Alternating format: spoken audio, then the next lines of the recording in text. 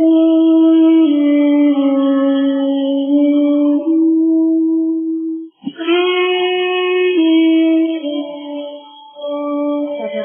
pendengar yang kami kasih, dimanapun saudara berada. Saudara bersama kami pada acara Telaga Tegur Sapa Gembala Keluarga. Saya, Ibu Idayanti dari LBKK, selama lebih kurang 30 menit akan menemani saudara dalam acara perbincangan seputar kehidupan keluarga. Telah hadir bersama saya, Bapak Dr. Paul Gunadi, seorang pakar dalam bidang bimbingan yang kini aktif mengajar di Seminari Alkitab Asia Tenggara di Malang. Juga telah hadir bersama kami, Ibu Melani, salah seorang pengurus di LBKK. Ikutilah perbincangan kami, karena kami percaya acara Telaga ini pasti sangat menarik dan bermanfaat bagi kita semua. Pak Paul dan Bu Ida, senang sekali pada saat ini saya bisa ikut berbincang-bincang di sini, dan boleh saya katakan bahwa ada salah seorang pendengar yang telah menulis surat kepada kita dan menanyakan permasalahan antara seorang ibu dengan anaknya yang berusia 16 tahun. Jadi ibu ini mempunyai 3 orang anak. Yang besar, yang pertama adalah wanita, umurnya 16 tahun, seorang remaja. Anak ini tinggal kos di suatu kota, dan pada suatu hari anak ini menelpon ke rumah orang tuanya mengatakan bahwa dia akan pergi dengan temannya ke kota lain. Pada saat itu, ibu ini, orang tuanya, tidak mengizinkan anak ini pergi. Selang 30 menit, kemudian ibu ini kembali mengecek anaknya di tempat kos. Ternyata anaknya tidak ada. Keesokan harinya ditelepon lagi, anaknya juga masih belum pulang.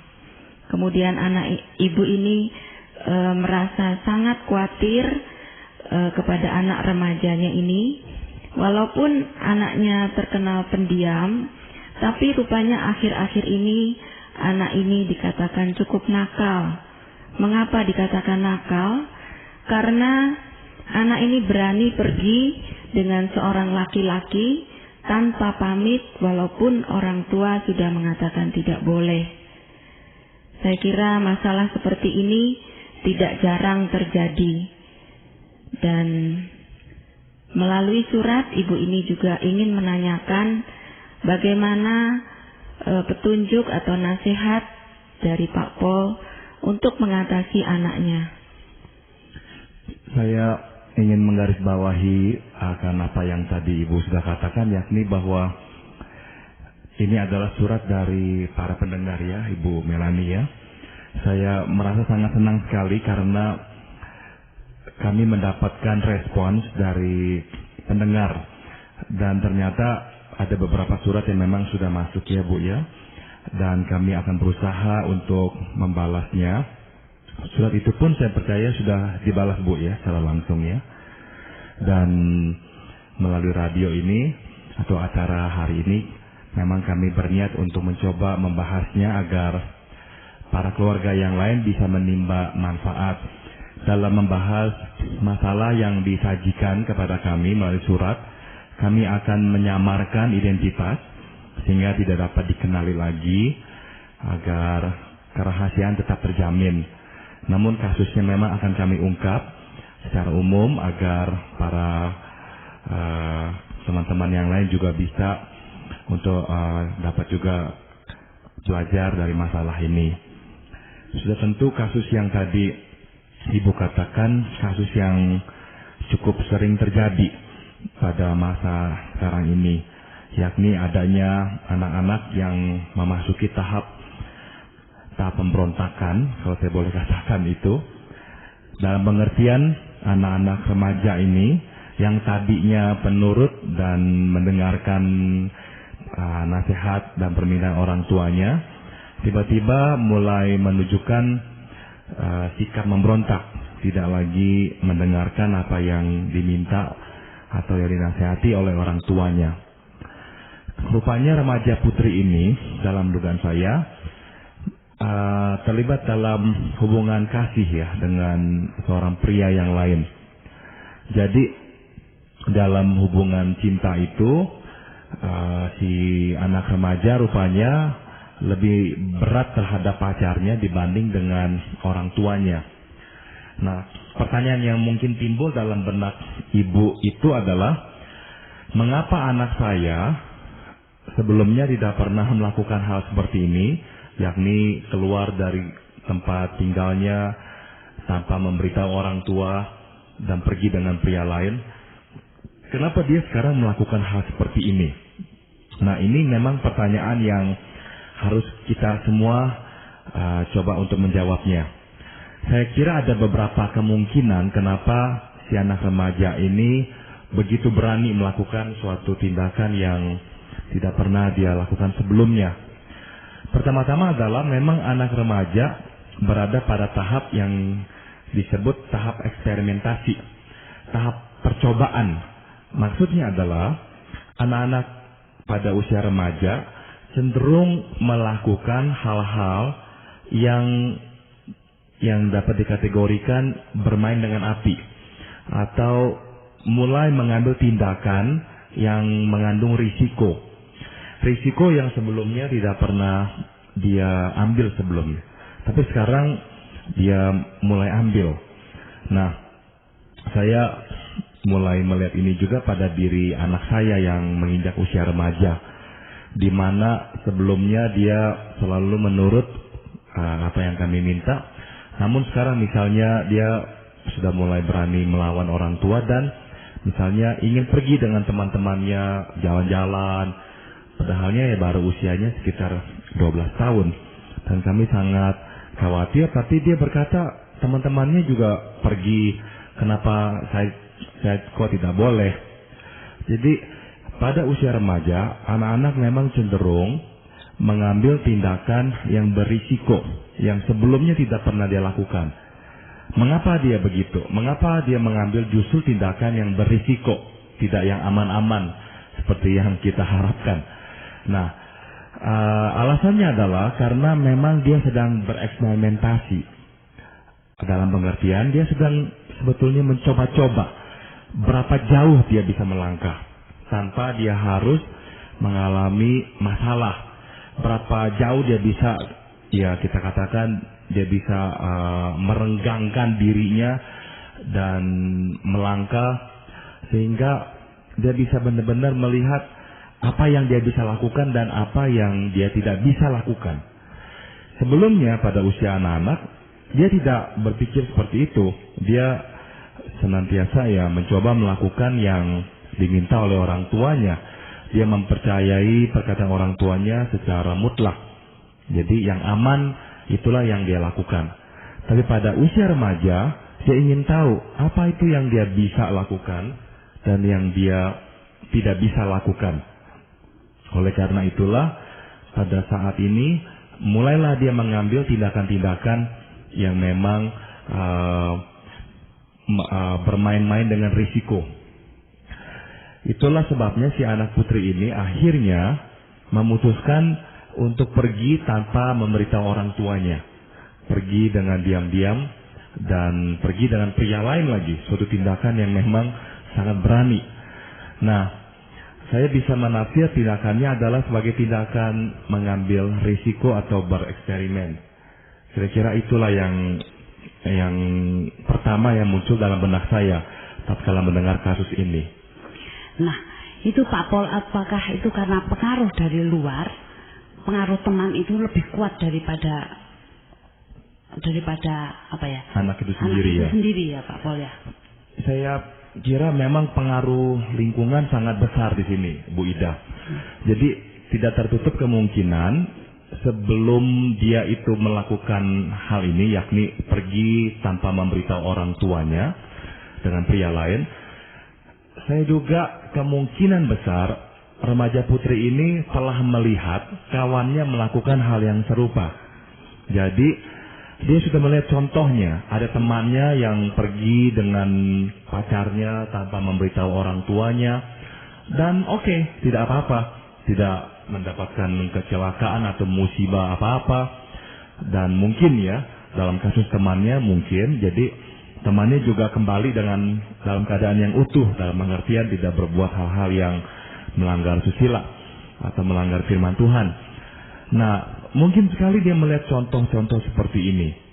Atau ya kasus yang lain yang lebih mungkin buruk adalah teman-temannya yang lain melakukan hal yang memang sudah melanggar firman Tuhan, yaitu pergi dengan pacarnya, nginap dan berbuat hal-hal yang tidak senonoh atau berhubungan seks misalnya. Nah, dia terjepit di dalam situasi yang seperti ini, tidak bisa tidak rasa ingin tahunya muncul. Dia mungkin mulai berpikir, apa salahnya yang saya coba? Bukankah teman saya juga melakukan hal yang sama? Dan ia tidak jadi apa-apa. Nah, akhirnya terdorong, Bu. Jadi mungkin sekali yang tadi Ibu katakan terjadi pada anak remaja putri ini. Dia melihat contoh dan contoh-contoh dari luar, dari temannya itu, akhirnya membangkitkan keingintahuannya. Dan akhirnya dia memutuskan untuk mencobanya. Gitu. Kemudian bagaimana Pak Pol sikap orang tua menghadapi anak yang seperti ini? Sudah pasti saya percaya sih Bu Ida ya, sikap kita kalau jadi orang tua remaja putri ini nomor satu akan kaget, panik. Sebab kita tidak pernah menduga bahwa anak kita akan berbuat seperti ini. Apalagi kalau kita percaya bahwa kita telah mendidik anak kita dalam Tuhan, dan kita anggap anak itu anak yang lumayan baik. Kok tiba-tiba pergi dengan pria lain tanpa memberitahu kita? Wah, saya hampir yakin reaksi natural yang akan kita tunjukkan adalah panik. Panik sekali. Dan setelah panik, saya kira reaksi yang berikutnya menyusul adalah marah ya Bu Ida. Jadi kita ini marah sekali karena si anak melakukan hal yang bagi kita sangat melewati batas, sangat salah. Nah, tapi sekarang apa itu sikap kita ya? Apa yang harus kita lakukan terhadap anak kita ini? Saya bisa menyarankan yang paling tepat adalah pada saat anak ini baru melakukannya untuk pertama kali, kita ajak dia bicara. Kita ajak dia bicara karena anak ini sudah remaja. Kita cari tahu siapa pria itu, mengapa pria itu begitu penting baginya, sehingga dia rela untuk pergi dengan pria itu tanpa memberitahu kita. Kalau kita tanya, apa alasannya engkau pergi tanpa memberitahu kami sebagai orang tua? Saya kira alasannya sih sudah sangat jelas ya, yaitu dia tahu kalau dia beritahu kita, dia tidak akan mendapatkan izin kita. Jadi saya kira alasannya ya dia ingin melakukannya, dia ingin pergi bebas. Dan dia tahu kalau dia minta izin, dia tidak akan mendapatkannya. Jadi daripada dia terhalang, tidak bisa mewujudkan keinginannya, ya dia pergi tanpa memberitahu kita. Nah, jadi yang perlu kita tanyakan ya jadi bukan kenapa nggak beritahu kami sebagai orang tua dan sebagainya. Ya saya pikir alasannya jelas. Jadi yang perlu kita ketahui adalah kenapa dia rela melanggar perintah kita atau permintaan kita hanya karena pria tersebut. Jadi kita mesti tahu juga siapa pria itu, kenapa pria itu begitu penting baginya. Dan kita juga perlu tahu apa yang dia lakukan dengan pria itu. Jadi kita perlu mengecek apa saja yang dia lakukan. Nah, mungkin sekali dia akan menutupi, sebab itu reaksi yang natural. Dan kita jangan menyerah pada jawaban, kami nggak ngapa-ngapain, kami nggak berbuat apa-apa. Tanya secara spesifik, apakah dia menciummu, misalnya seperti itu. Apakah dia memegang tubuhmu, bagian tubuh yang mana yang dia pegang dan sebagainya. Kita tanya spesifik itu, tujuannya adalah agar kita mendapatkan gambaran dengan jelas apa itu yang dia lakukan. Nah, ada kalanya si anak wanita itu sendiri tidak begitu memikirkan perbuatannya secara grafik, secara jelas. Karena mungkin dia terbawa emosi saat itu, dia tidak begitu melihat perbuatannya. Namun tatkala kita memintanya untuk mengakui apa yang dia lakukan secara konkret, itu juga menolong dia untuk melihat dirinya, bahwa dia yang misalnya dari kecil sudah mengenal Tuhan, sudah ke gereja dan sebagainya, kok bisa membiarkan dirinya melakukan hal seperti itu. Nah, jadi saya pikir ada baiknya kita memang menanyakan dengan spesifik, agar dia pun berkesempatan untuk melihat dirinya. Oh, waktu si mama tanya, waktu si papa tanya, apakah engkau membiarkan dia memegang tubuhmu yang privat, yang tidak boleh dipegang oleh orang lain? Misalnya akhirnya dia mengakui iya. Nah, pada waktu dia berkata iya, tidak bisa tidak, dalam benaknya langsung akan terbersit peristiwa itu sendiri. Dan dia seolah-olah diberikan cermin untuk mengaca bahwa itulah yang dia lakukan. Nah, setelah kita tanya itu semuanya, baru kita berikan dia kesempatan untuk menjawab kita juga dengan kita menanyakan, menurut kamu, apakah yang kamu lakukan itu terpuji? Apakah yang kamu perbuat itu terpuji? Dan kita tanya lagi yang keduanya, apa yang Tuhan Yesus akan katakan kalau dia berada di sana bersama dengan engkau dan pacarmu? Jadi kita tanya dia seperti itu agar kita kembalikan tanggung jawab kepada dia, bahwa dia bertanggung jawab kepada Tuhan. Sebab memang kita harus sadari kita tidak bisa senantiasa mengawasi dia, gitu. Bagaimana kalau dia itu bohong, Pak Paul? Kemungkinan yang besar sekali ya Bu Ida ya, dia pasti ada kemungkinan besar berbohong. Bohong. Iya. Kalau sampai dia berbohong, kalau kita tidak ada jawaban lain, ya udah, kita tidak usah paksakan. Misalkan kita tanya dia, apa yang kau perbuat, apakah dia menyentuh tubuhmu dan sebagainya, dia terus menyangkal, berkata, tidak, saya tidak melakukan itu semua. Nah, sebaiknya dalam keadaan seperti itu, kita tidak memaksakan. Kita berkata, saya tidak tahu jawaban yang paling benar, karena saya tidak ada di situ dengan engkau. Tapi, engkau harus ingat satu hal, bahwa dimanapun kau berada, di situ Tuhan berada. Kalau engkau mengatakan hal yang benar, saya senang, papa atau mama senang. Tapi kalau engkau tidak mengatakan hal yang betul, engkau ingat satu hal, engkau bukan saja sedang berbohong kepada mama atau papa, tapi engkau sedang berbohong kepada Tuhan. Nah, kita bisa berikan dia contoh tentang Ananias dan Safira ya, Bu Ida dan Ibu Melani, di mana mereka berdua berbohong tentang jumlah persembahan yang mereka berikan kepada Tuhan. Dan mereka langsung mendapatkan hukuman Tuhan seketika. Nah, kita bisa ingatkan dia tentang cerita itu juga. Tapi terus kita berkata kepadanya, udah, mama atau papa tidak akan memaksa kamu memberikan jawaban yang lain. Kalau memang itu jawaban kamu, udah, kami percaya. Tapi engkau yang bertanggung jawab kepada Tuhan. Jadi, ya, biarkan dia itu lebih bertanggung jawab. Kalau tidak, saya takut dia makin mengelak dan akhirnya nggak ada habisnya. Pak Paul, rupanya yang tambah membuat ibu ini sedih, ternyata si ayah, jadi suaminya, rupanya sudah tidak mau tahu lagi. Jadi anak ini rupanya bukan untuk pertama kali dia pergi tanpa pamit, tapi sudah 2-3 kali, sehingga ayahnya sudah merasa tidak mau turut campur, itu urusan ibu begitu. Nah, hal ini membuat si ibu pun jadi tambah sedih lagi, seolah-olah dia harus mengatasi masalah anak remajanya ini sendirian.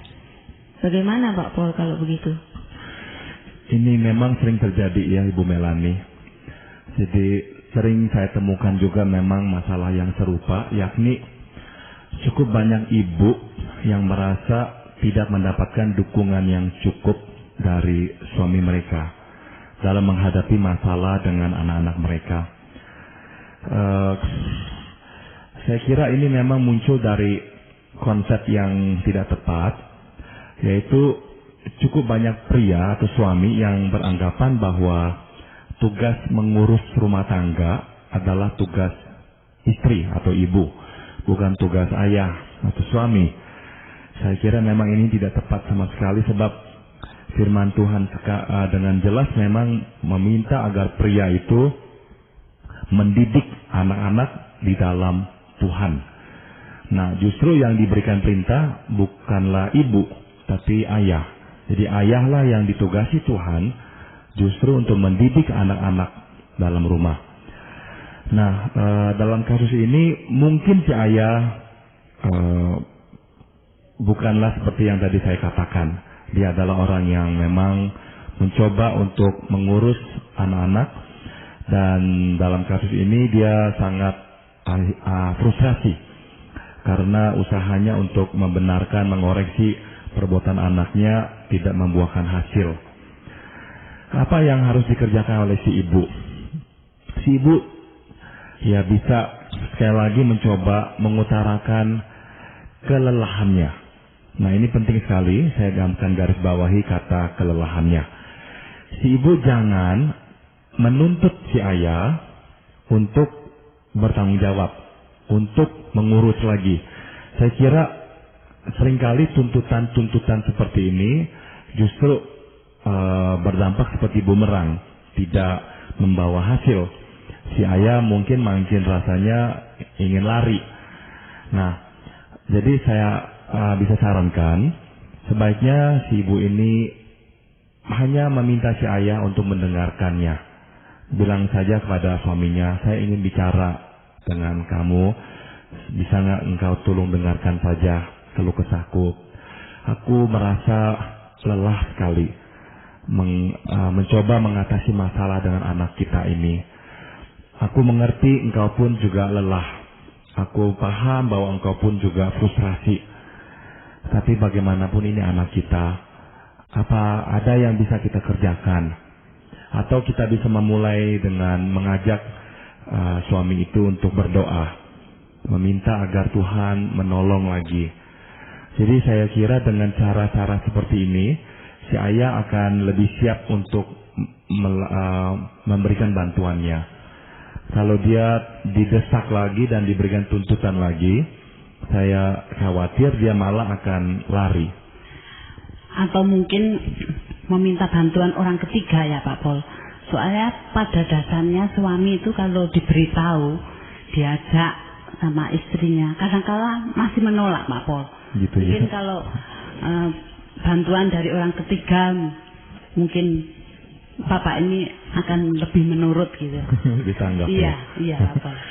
Iya, ada kecenderungan memang kita ini malas ya Bu Ida, harus saya akui ya. Kalau mungkin orang lain lah yang menangani, ya kita lebih mau begitu Bu Ida. Jadi memang saya harus akui dalam hal mengurus anak, pria atau suami seperti saya ini cenderung memang berdalih, ini kan urusan rumah tangga, urusanmu, bukan urusanku. Aku kan urusannya di luar, bekerja dan sebagainya. Namun saya pikir dalih itu tidaklah alkitabiah nomor satu, sebab Tuhan memerintahkan suami atau ayah untuk mendidik anak. Itu tidak diberikan kepada istri atau ibu, tapi kepada ayah. Jadi nomor satu tidak sesuai dengan kehendak Tuhan. Nomor dua juga kalau kita lihat secara sosial Bu Ida dan Ibu Melani, bukankah sekarang ini banyak sekali ibu yang bekerja di luar? Tapi toh tetap waktu pulang ke rumah, ibulah yang dituntut untuk mengurus rumah tangga, untuk mengawasi anak dan sebagainya. Jadi konsep ini saya kira tidak tepat ya. Tugas membesarkan anak, mendidik anak, lebih besar sebetulnya diembankan pada ayah. Nah, usulan Ibu Ida itu baik sekali. Ada kalanya memang suami kurang tanggap terhadap permintaan istri dan sudah merasa defensif ya Bu Ida, merasa disudutkan, merasa disalahkan dan sebagainya. Jadi kalau ada orang ketiga yang tepat yang bisa diajak masuk ke dalam masalah ini, ya tidak ada salahnya Bu Ida. Ya. Jadi ya untuk kasus ini Ibu Melani dan Ibu Ida sudah ketahui bahwa LBKK sudah membalas suratnya dan mencoba menolong. Jadi kami juga membuka kesempatan kepada para pendengar yang lain kalau memiliki masalah, jangan ragu-ragu untuk menulis kepada kami. Kami akan mencoba menolong Bapak Ibu sekalian. Kami di sini semuanya adalah satu perahu dengan saudara-saudara. Ya, kami semuanya satu penderitaan. Kami semua sama-sama belajar. Nah, demikianlah tadi telah kami persembahkan ke hadapan saudara sebuah perbincangan seputar kehidupan keluarga masa kini bersama Bapak Dr. Paul Gunadi. Apabila saudara berminat melanjutkan acara Tegur Sapa ini, kami persilahkan saudara menghubungi kami melalui surat. Alamatkan surat saudara ke Lembaga Bina Keluarga Kristen atau LBKK, Jalan Cimanuk 58 Malang. Saran-saran, pertanyaan, dan dukungan saudara sangat kami nantikan. Terima kasih atas perhatian saudara dan sampai jumpa pada acara